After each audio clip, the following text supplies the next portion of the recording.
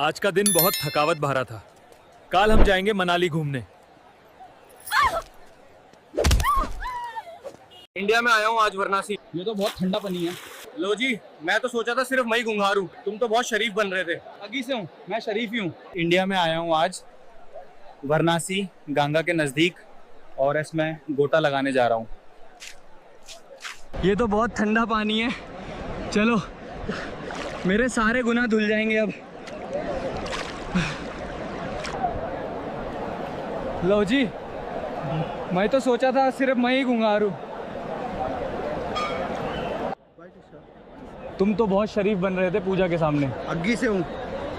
मैं शरीफ ही हूँ। यहाँ बहुत गर्मी है। डेडपूल, तुम क्या लेने आ गए इतनी गर्मी में यहाँ? तुम पिघल जाओगे।